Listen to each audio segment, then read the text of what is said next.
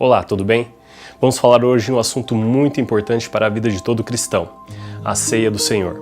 A ceia é um símbolo e faz parte de uma aliança entre Deus e os homens. Talvez você já saiba tudo sobre esse assunto, mas a cada 10 pessoas que eu conheço, apenas 2 sabem o real significado, seu propósito e quem pode participar.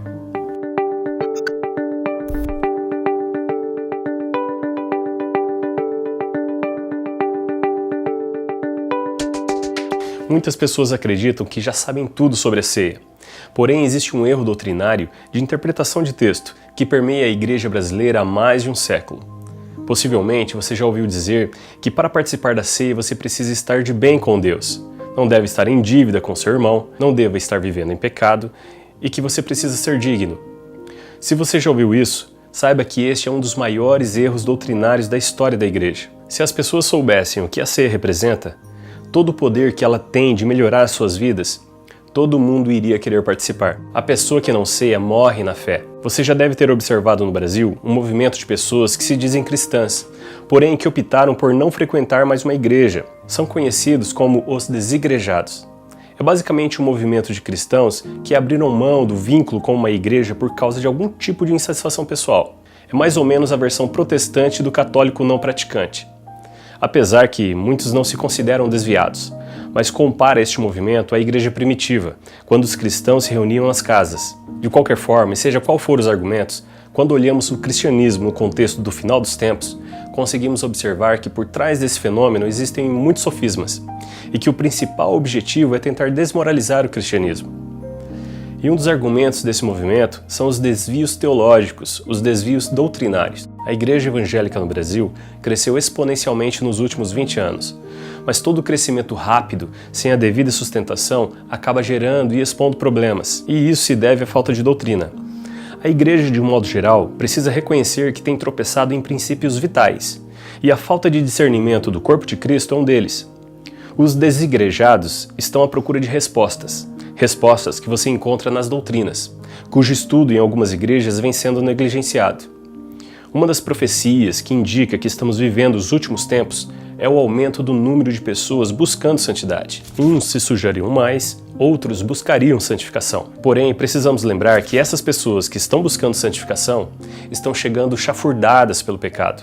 Infelizmente, poucos são os líderes preocupados em pregar o evangelho da transformação. Por isso temos visto uma igreja se adaptando ao mundo, ao politicamente correto, quando as pessoas é que deveriam se adaptar aos valores da palavra. Aí eu te pergunto, o problema são as pessoas ou a igreja que precisa fazer uma autoavaliação, uma autocrítica? Por exemplo, qual foi a última vez que você viu alguém pregando que casamento é um só? Mas como crerão e como ouvirão se não há quem pregue?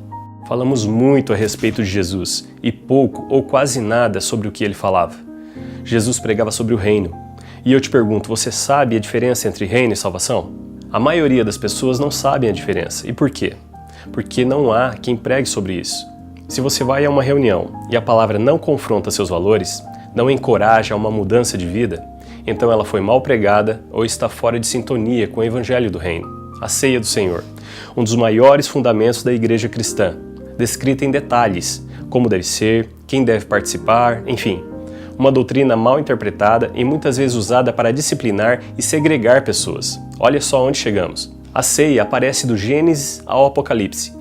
A primeira ceia, aquela em que Deus matou um animal para cobrir a nudez de Adão, já simbolizava o sacrifício que Jesus iria fazer por nós.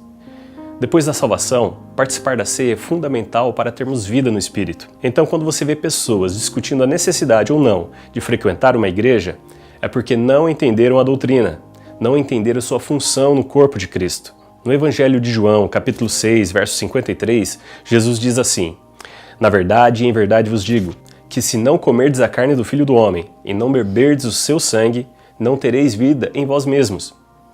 Jesus está dizendo que se você não participar da ceia, você não terá vida no Espírito. Agora, qualquer um pode participar da ceia? Ou existe alguma condição? Só deve participar da ceia quem fez uma aliança com Deus. E a aliança só é feita com quem passou pelas águas, ou seja, foi batizado. Aliás, você sabe quem é o povo de Deus? O povo de Deus é o povo hebreu. A palavra hebreu vem do hebraico e quer dizer aquele do outro lado do rio. ou aquele que passou pelas águas. O povo de Deus não são os judeus. O povo de Deus é o povo hebreu. Os judeus tiveram sua origem no povo hebreu, mas nem todo judeu é hebreu. E Deus só faz aliança com quem passou pelas águas do batismo. Por exemplo, para que Moisés e o povo que fugiu do Egito pudessem participar da ceia do Senhor, ou seja, comer do maná e beber da água que jorrava da rocha, eles precisavam passar pelas águas. E quando eles atravessaram o Mar Vermelho, ali todos eles foram batizados. Já os descendentes daquele povo, Deus batizava no topo do Monte Sinai. Esta afirmação você encontra em 1 Coríntios capítulo 10, do verso de 1 a 4. Então, qual o requisito para participar da ceia? Ser batizado. Neste momento, Deus faz uma aliança com você e você passa a ser amigo de Deus. Ou você aceitaria que um estranho entrasse em sua casa, sentasse em sua mesa e comesse da sua comida? Agora, ao longo da história, você percebe que a ceia vem se aperfeiçoando até a vinda de nosso Senhor Jesus Cristo. Por exemplo, aquele animal que Deus matou para cobrir a nudez de Adão era um sacrifício de expiação de pecados, um símbolo que sem derramamento de sangue não haveria remissão de pecados. O animal que aparece para Abraão, momentos antes de ter sua fé provada, também era um símbolo apontando para Jesus. Este evento era chamado de refeição sacrificial, que posteriormente seria aperfeiçoado na Páscoa, pois os princípios de Deus nunca mudam e nunca passam. Tudo o que Deus falou no Antigo Testamento está valendo e vai valer por toda a eternidade. Olha o que diz o texto: passarão os céus e a terra, mas as minhas palavras não passarão. Tudo o que Deus ordenou no passado continua valendo, só que de forma aperfeiçoada. A refeição sacrificial foi aperfeiçoada na Páscoa, a Páscoa na ceia, e a ceia será aperfeiçoada nas bodas. O que era Páscoa? Páscoa quer dizer passar por sobre, pular, saltar. Como era a salvação na Páscoa? A salvação era coletiva. No capítulo 12 do livro de Êxodo, temos a descrição da Páscoa. Os filhos de Israel deveriam pegar pães ázimos, matar um cordeiro por família, pegar seu sangue e passar nos umbrais das portas, assar e comer os pães e a carne. Então, na data marcada, à meia-noite, o anjo da morte iria passar por todas as casas da terra do Egito. No verso 13 diz assim: vendo eu o sangue, passarei por cima de vós, e não haverá entre vós praga para vos destruir, quando eu ferir a terra do Egito. Então imagine uma casa onde haviam 5 pessoas, 3 eram boas e 2 eram assassinos. Então naquele dia eles pegaram o cordeiro, mataram, passaram o sangue nos umbrais e não saíram da casa até o amanhecer. O anjo veio, viu o sangue e pulou para a próxima casa, e todos naquela casa foram salvos. O que é isso? Páscoa. Agora, tente imaginar uma família que não teve o mesmo cuidado. Esqueceram de passar o sangue nos umbrais da porta. E naquela casa haviam 10 pessoas, todas do bem. O anjo veio, viu que ali não tinha o sangue, então entrou e todos foram mortos. O que isso quer dizer? Que na Páscoa a salvação era coletiva.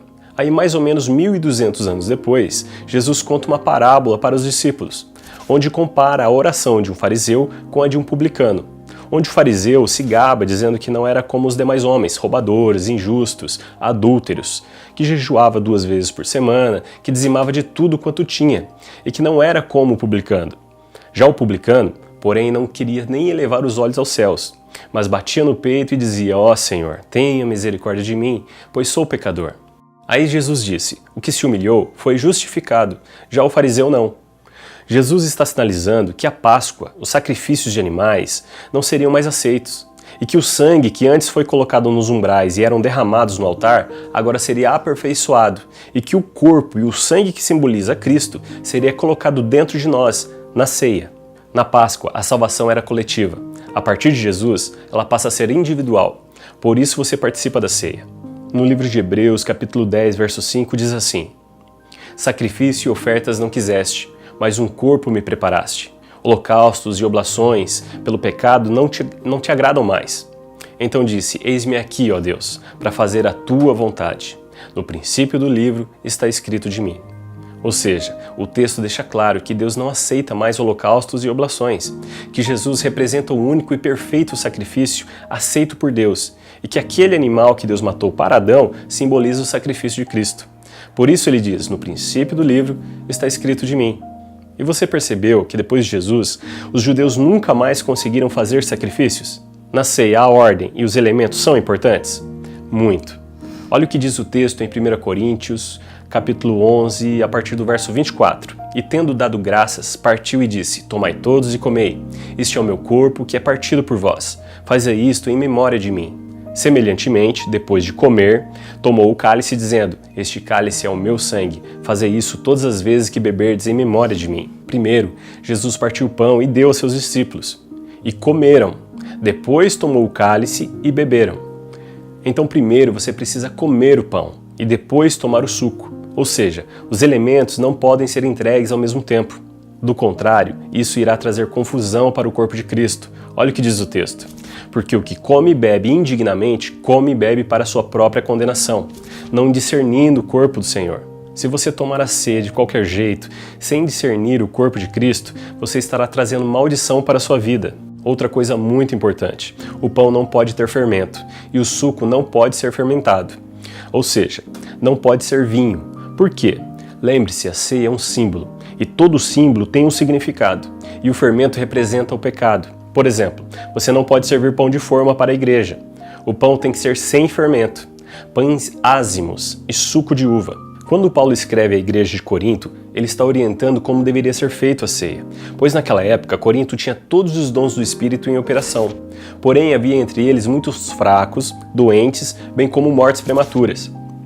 Isso porque celebravam a ceia de qualquer forma, ou seja, de forma indigna, sem discernir o corpo de Cristo. As pessoas precisam entender que nossas atitudes na casa do Senhor, na mesa do Senhor, comendo a comida que o Senhor preparou, pode trazer bênção ou maldição se não soubermos o que estamos fazendo. Por isso, só pode participar quem fez uma aliança com Deus. Os elementos não podem ser fermentados e você tem que entender o que está acontecendo. Do contrário, você estará participando de forma indigna e isso trará consequências para a sua vida. Outra questão recorrente: a ceia da Igreja Católica é igual à ministrada nas igrejas evangélicas? Não. Primeiro, que lá a ceia acontece todo domingo, e isso já está errado. A ceia deve ser ministrada uma vez por mês. E por quê? Porque representa os 12 frutos da árvore da vida, que dá o seu fruto uma vez por mês. Segundo, lá só o padre recebe a representação do sangue. O fiel só recebe o pão. E Jesus é claro, todo aquele que come e bebe. Em algumas igrejas, eles molham a hóstia no suco, antes de dar ao fiel. Está errado também, não pode ser feito junto. Recapitulando então, já falamos aqui a importância de celebrar a ceia, e Jesus diz que aquele que não participa não tem vida em si mesmo. Para participar, o principal requisito é o batismo de arrependimento. O batismo católico não é válido, pois um bebê não tem do que se arrepender. E falamos também sobre os elementos e a ordem em que devem ser ministrados. E para finalizar, vamos falar sobre um ponto muito importante em relação à ceia e que muitas pessoas erram na hora de interpretar a palavra de Deus. Por que celebramos e participamos da ceia? Abra sua Bíblia no capítulo 11 de 1 Coríntios. Vamos ler a partir do verso 26. Porque todas as vezes que comerdes esse pão e beberdes deste cálice, anunciais a morte do Senhor, até que venha. Então, primeiro, por que nós celebramos a ceia? Para anunciar a morte de Cristo, que morreu por causa dos nossos pecados. Ou seja, porque somos pecadores e devemos fazer isso até Ele voltar. Portanto, qualquer que comer este pão ou beber o cálice do Senhor indignamente, será culpado do corpo e do sangue do Senhor. O que esse texto está dizendo? Que nós não podemos participar da ceia sem saber o seu significado, sem saber o que estamos fazendo. Receber os elementos de forma indigna é você participar sem dar o devido valor ao que está acontecendo, ou seja, sem reconhecer o que Jesus fez por você e o que a ceia representa. O diabo tentou roubar esta verdade criando uma heresia na igreja, dizendo que para participar é preciso ser digno. Receber de forma digna não quer dizer que você tem que ser digno para receber. Receber de forma digna é uma atitude, não uma condição. Vamos ver? Verso 28. Examine-se, pois, o homem a si mesmo, e assim coma deste pão e beba deste cálice. A palavra examinar quer dizer procurar a causa, procurar em nós mesmos por que Jesus está morrendo, quais pecados eu ando cometendo e que devo pedir perdão, reconhecendo que Jesus morreu por causa deles. Por isso ele diz, procure a causa em você, então coma e beba. Pois se você não souber por que Jesus está morrendo, então ele não precisa morrer. Porque no verso 26 ele diz isso, toda vez que celebramos a ceia, estamos anunciando a morte do Senhor. Se nós não pecamos nos últimos 30 dias, então Jesus não precisa morrer. Por que vamos anunciar a morte dele se nós não pecamos? Pelo amor de Deus, né, gente? Quem pode se levantar diante de uma congregação e afirmar que não pecou nos últimos 30 dias? Se a pessoa se levantar, ela acabou de pecar, mentiu. Examine-se, não é julgar-se. Verso 29. Porque o que come e bebe indignamente, come e bebe para sua própria condenação, não discernindo o corpo do Senhor. Por causa disso, há entre vós muitos fracos e doentes, e muitos que dormem. Então entenda, nós participamos da ceia porque somos pecadores. Nós nunca seremos dignos de Cristo. Se dissermos que não temos pecado, enganamo-nos a nós mesmos, e não há verdade em nós.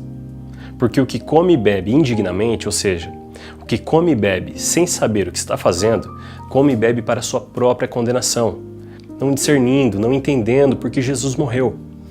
Então examine-se. Encontrou em você o motivo pelo qual Jesus irá morrer?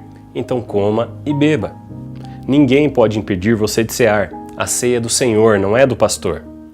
Ao sacerdote cabe ministrar a ceia de forma a levar as pessoas a entenderem o que está acontecendo. Levar as pessoas a reconhecer o porquê Jesus está morrendo. Para que isso leve as pessoas ao arrependimento e a deixar a prática do pecado. Quanto mais você ceia, mais limpo você se torna. De outro modo, você estará impedindo as pessoas de discernir o corpo de Cristo. Amém? Eu sei que esta palavra vai mexer com os valores de muita gente.